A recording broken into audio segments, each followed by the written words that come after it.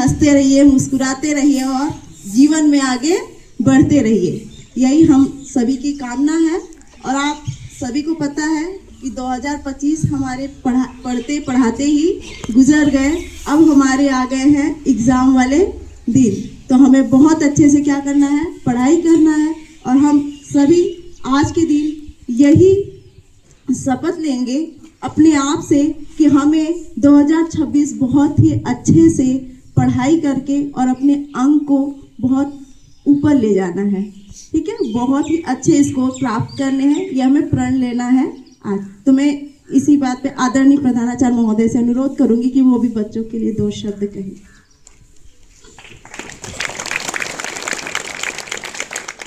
धन्यवाद मैडम।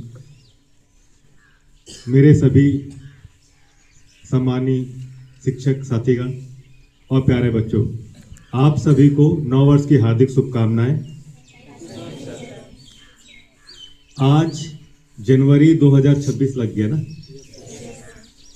जनवरी आते साथ हमको इस बात का भी एहसास हो जाता है कि अब नेक्स्ट मंथ क्या होगा, फरवरी होगा, उसके बाद मार्च होगा। फरवरी मैंने इसलिए कहा क्योंकि 10th और 12th के एग्जाम, फाइनल एग्जाम फरवरी से स्टार्ट हो जाएंगे, 17 से फरवरी और 18 फरवरी से। 10वीं का 17 से है और उसका 18 से है। और मार्च इसलिए क्योंकि मार्च में बाकी कक्षाओं के भी एग्जाम हो जाएंगे। आज का जो सुविचार था उसमें क्या कहा गया था कि जो फसल है वो बारिश में होती है, बाढ़ में नहीं। तो बच्चों सिंपल सा एक इसका एक भी मीनिंग है कि अति किसी चीज की अच्छी नहीं होती है। अति मतलब कोई भी चीज अधिक मात्रा में करना बहुत अच्छा नहीं कहलाता है। ठीक है, अगर बहुत ज्यादा धूप होगी तो भी हमको कष्ट होगा, अगर बिल्कुल धूप नहीं निकलेगी तो भी कष्ट होगा। तो वैसे ही हर चीज को एक प्रोपोर्शनेट, एक संतुलित मात्रा में ही रखना है। तो जैसे ही जनवरी आया, इस बात का हमको एहसास करा दिया कि अब हमारे वार्षिक या जो 10th और 12th के बोर्ड एग्जाम पास में आ गए, तो उसकी हमको तैयारी करना है। और तैयारी बेतरतीब ढंग से नहीं करना है। जैसे फसल भी ना पूरा टाइम लेके अपने आप आता है, उसके लिए पूरी ध्यान देखभाल करनी पड़ती, तो ऐसे हमको प्रॉपर प्लानिंग करनी पड़ेगी।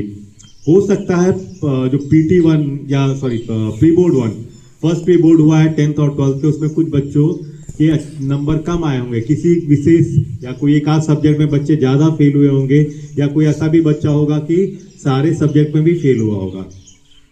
लेकिन अभी भी हमारे पास तकरीबन 1.5 महीना बचा है। बीच में प्रैक्टिकल भी होगा, तो अब उसको अपन हटा के मान ले 1 महीना बचा है। अगर 1 महीना भी हम सही ढंग से करें तो हम आसानी से बहुत अच्छे नंबर ला सकते हैं। एक बात मैं हमेशा बच्चों को बोलता हूं, मैंने जैसे जब भी आप लोग से इंटरेक्ट किया है, बातचीत किया, मुझे पता चला, एक तो आप लोग कई बार क्या होता है, कई चीज़ों का आपके मन में डर बैठ जाता है। जैसे लास्ट ईयर मैंने कई क्लास से बात किया था, तो उन्होंने कहा था कि अंग्रेजी भाषा का उनको डर है, उनको लगता है कि हमको इंग्लिश नहीं आती तो हम कुछ नहीं कर सकते।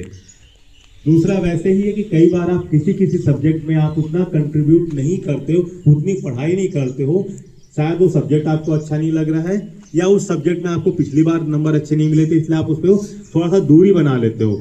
जब आप किसी सब्जेक्ट से दूरी बनाते हो तो धीरे धीरे आपके नंबर उसमें कम होने लग जाते हैं। जो सब्जेक्ट आपको कम आ रहा है या जिसमें आपके नंबर कम आ रहे हैं, उसमें बल्कि आपको थोड़ा सा ज़्यादा समय देना पड़ेगा। और मैं सभी टीचर से अनुरोध करूंगा कि आपको बताएं कि आपका पॉजिटिव मतलब देखिए क्या कि कोई भी बच्चा हर सब्जेक्ट में, हर टॉपिक में कमजोर नहीं होगा।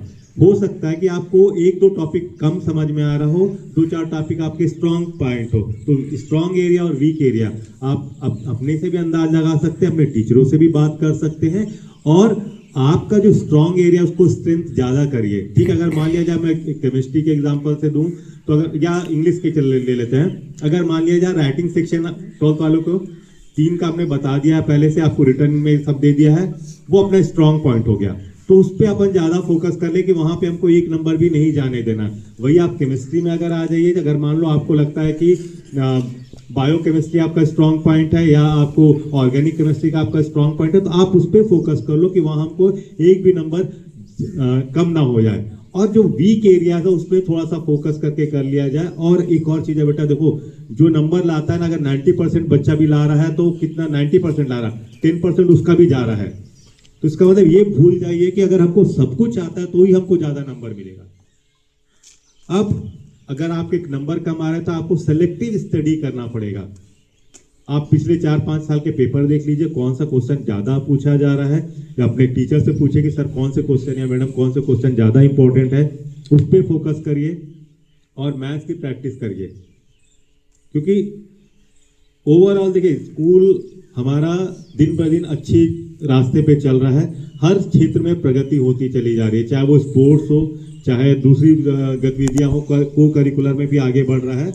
तो अब एक पढ़ाई का आ गया है और अब सिर्फ सीधा फोकस हमारा मार्च या जो अपना फरवरी है वो होना चाहिए, बोर्ड एग्जाम होना चाहिए, तो उस पर हमको फोकस करके टारगेट लेके करना है। तो ऐसा नहीं चाहता मैं कि जो एकलव्य आदर्श आवासीय विद्यालय घुघरा है बाकी क्षेत्र में तो बढ़ रहा है लेकिन एकेडमिक में पीछे रह जाए। ठीक है, तो एक बार हम सब मिल के हम का मतलब क्या है, मैं, हमारे टीचर और आप सब मिल के पढ़ाई की तरफ करते हैं और कोशिश अब ये करेंगे कि जो 2-3 महीने हैं हम किसी प्रकार का लीव ना लें, छुट्टी लेने का अवॉइड करें। बहुत अर्जेंसी है, कभी बीमार पड़ जाते हैं या कोई बहुत इंपॉर्टेंट कोई वर्क आ जाता है तभी हम छुट्टी लें, अदरवाइज हम पढ़ाई पे फोकस करें और एफर्ट डालें, कोशिश करें। कोशिश नहीं करना सबसे कायराना हरकत होती है, मतलब क्या रिजल्ट आएगा वो सेकेंडरी है, लेकिन हमको सबसे पहले प्रयास तो करना है। तो प्रयास हमको जी जान से करना है, पूरी ईमानदारी से करनी है। और यदि आपको लगता है कि किस उस चीज में आपको पढ़ाई के लिए कोई चीज की रिक्वायरमेंट है या अपने टीचरों से ज्यादा मदद की आवश्यकता है, तो आप बेझिझक होके अपने टीचर से बोल सकते हैं या मुझसे बोल सकते हैं। स्कूल पूरी तरह आपके लिए तत्पर रहेगा हर सुविधा उपलब्ध कराने के लिए जो पढ़ाई के लिए जरूरत है। लेकिन मैं आपसे भी अनुरोध करूंगा कि अब सीधा फोकस सिर्फ और सिर्फ पढ़ाई होना चाहिए। इसी के साथ एक बार फिर मैं आप सबको नव वर्ष की हार्दिक शुभकामनाएं देता हूं और ये उम्मीद भी करता हूं कि 2025 से ज्यादा बेहतर हमारे लिए 2026 होगा और हर दृष्टिकोण से, चाहे वो पढ़ाई हो, चाहे वो स्पोर्ट्स हो या बाकी जो भी गतिविधियां हैं, उसमें भी हम 2026 को 2025 से ज़्यादा बेहतर करके दिखाएंगे। आप सभी को एक बार फिर से नव वर्ष की हार्दिक शुभकामनाएं। धन्यवाद।